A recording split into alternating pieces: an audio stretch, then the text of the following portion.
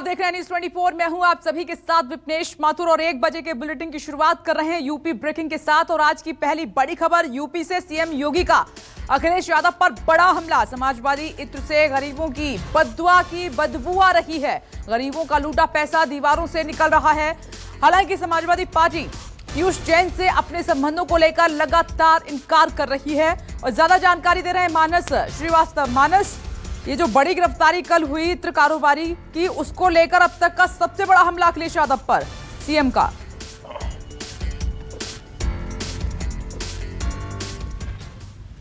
देखिए, निश्चित तौर पर चूंकि चुनाव का वक्त भी और आरोप प्रत्यारोप का दौर जारी है और जिस वक्त रेड हुई थी उसी वक्त से बीजेपी लगातार समाजवादी पार्टी पर हमलावर है और कह रही है कि ये जो समाजवादी पार्टी से जुड़े हुए लोग हैं कारोबारी, और एक तरीके से ये जो ब्लैक मनी जो बरामद हुई है, तो कहीं ना कहीं ये दिखाने की कोशिश की जा रही है बीजेपी की तरफ से कि समाजवादी पार्टी का इस कारोबारी से लिंक है। लेकिन दूसरी तरफ ये भी है कि समाजवादी पार्टी बिल्कुल इनकार कर रही है। उसका भी साफ तौर पर कहना है कि कोई लेना देना नहीं है पीयूष जैन से। जिसने समाजवादी इत्र लॉन्च किया था उसका नाम पंपी जैन था, और पंपी जैन और पीयूष जैन आपस में ना तो रिश्तेदार है और ना ही कोई आपस में इनका कोई कारोबारी रिश्ता है। तो इसलिए समाजवादी पार्टी अपने आप को इससे बिल्कुल अलग कर रही है। लेकिन चूंकि जैसा मैंने जिक्र किया कि चुनाव का वक्त है और आरोप प्रत्यारोप का दौर जारी है, तो इस एक रेड ने उत्तर प्रदेश की सियासत को और गरमा दिया है।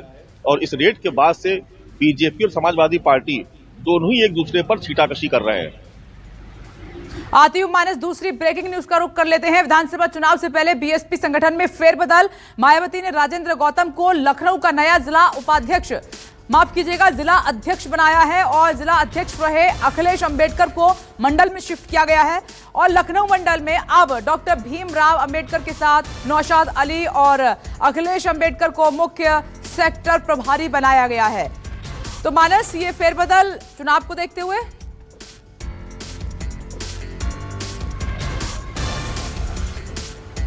देखिए, अब से करीब 5-6 दिन पहले जब ये मायावती बैठक कर रही थी अपने तमाम प्रभारियों के साथ, उस वक्त भी उन्होंने इस बात के संकेत दिए थे कि संगठन में जरूरत के हिसाब से वो फेरबदल करेंगी और जो लोग काम ठीक से नहीं कर रहे हैं उनको बाहर का रास्ता भी दिखाया जाएगा या उनसे जिम्मेदारियां वापस ली जाएंगी।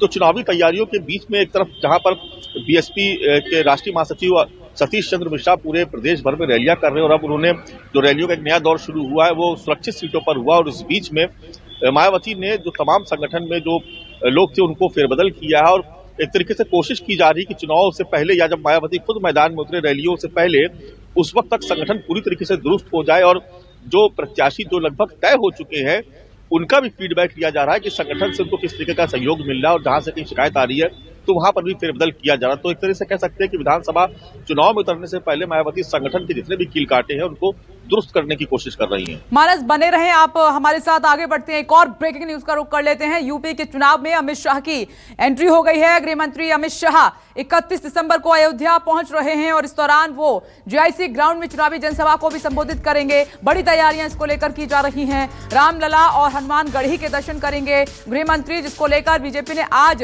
तैयारियों को लेकर बैठक भी की है। अब चाणक्य उतर रहे हैं मैदान में तो चमत्कार होना है। मानस,